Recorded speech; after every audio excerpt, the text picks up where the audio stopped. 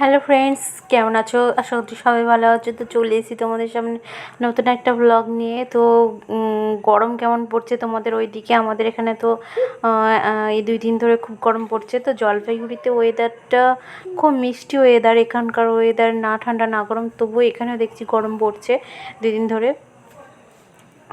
তো কমেন্টে জানিও তোমাদের ওখানে কীরকম গরম পড়ছে। আর এই যে দেখো, আমি এখন রান্না করতে চলে এসেছি। আর এখানে পটল আলু আর করলাটা কেটে নিলাম। আর এই যে তোমাদের দাদাভাই নিয়ে এসছে ঝড়ে পড়েছিল এখানে, মানে ঝড় হয়েছিল বলতে পরশুদিন রাত্রে 1টার সময় একটু বৃষ্টি ঝড় হয়েছিল, তখন তোমাদের দাদাভাই এই আমগুলো নিয়ে এসেছিলো। তো এই আমগুলো ভাবছি চাটনি করব। আর এখন তো করলাটা ভেজে নিচ্ছি। আর রান্নাটা ওখান থেকে 2টো আম নিয়ে নিলাম চাটনি করার জন্য। আজকে বেশি কিছু রান্না নেই, শুধু পটল আলুর তরকারি আর করলা ভাজা আর চাটনি করব। গরমে না বেশি কিছু রান্না করতে ভালো লাগছে না।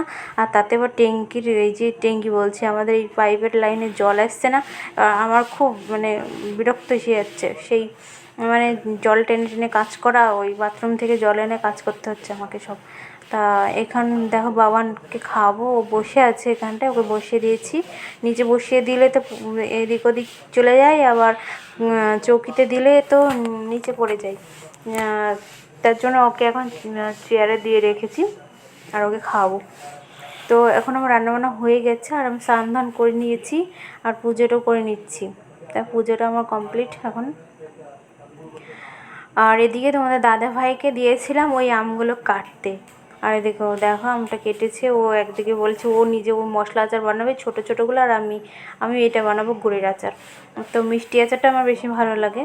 আর এদিকে দেখো বাবানকে একটু আদর করে নিচ্ছি। ও স্নান হয়ে গেছে আর আমিও স্নান করে নিয়েছি। আর এখন আমরা একটু দুজনে মিলে শুয়েছিলাম, বাবান আর আমি, দুপুরবেলাতে।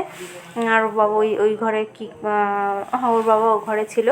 আর আমি স্নান করে তখন মাথা টাথা মানে চুল টুল আশ্রয়নি, কেননা আমার গরম আর কিছু ভালো লাগছে না, সেই জন্য চুল টুল কিছু আশ্রয়নি। আর একটু চুলটা ভিজা চুল তো, মানে ভিজে চুল আশ্রালের জন্য চুলটা বেশি ওঠে। এমনিতেও চুল মানে অনেক উঠে গেছে মাথা থেকে।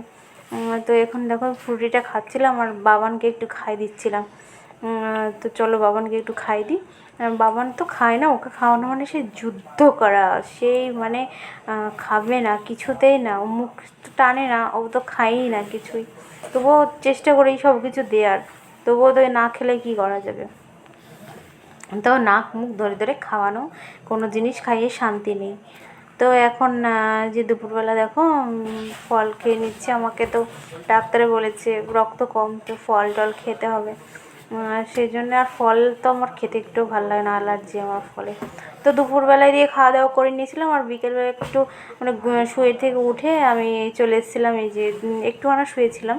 তো দাদাভাই ডিউটি চলে গেল আর আমি উঠে পড়লাম। উঠে পড়ে আমি একটু যে আচার বানাতে চলে এসেছিলাম। যে দেখো ওটা হচ্ছে শুকনো মানে খোলাই ভাজা মশলা করে রেখেছি। আর কে একজন আসছিলো, তাকে আমি মানে কে পাশের ঘরে একজন এসেছিলো, তো তার সাথে একটু কথা বলছিলাম। আর এদিকে দেখো আমি আচারটা মানে আমগুলো দিয়ে দিয়েছি কড়াইয়ে, আর তেল দিয়ে সরষে, তারপরে 5 ফোড়ন, শুকনো লঙ্কা দিয়ে আমগুলো দিয়ে, তারপরে হলুদ লবণ দিয়ে দিয়েছি। এখন একটু আউজিয়ে নেব, দিয়ে তারপরে গুড় দিয়ে দেবো। আর সর্বলাস্টে ভাজা মশলাটা দিয়ে দেবো। আর তোমরা মানে যারা যারা জানো না এই আমের আচারটা বানাতে, তো এইভাবে করবা, কিন্তু খুব ভালো লাগবে খেতে। তো আমি তো বানাই প্রত্যেকবারই, বাড়িতে থাকলে তো বানাই। আর এখানটায় আছি যখন আর একটু লঙ্কার গুঁড়ো দিয়ে দিলাম যাতে কালারটা ভালো আসে।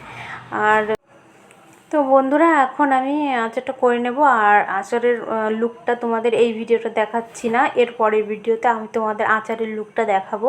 তখন গুঁড়ো মশলাটা করে নিলাম। তো চলো টাটা, বাই বাই।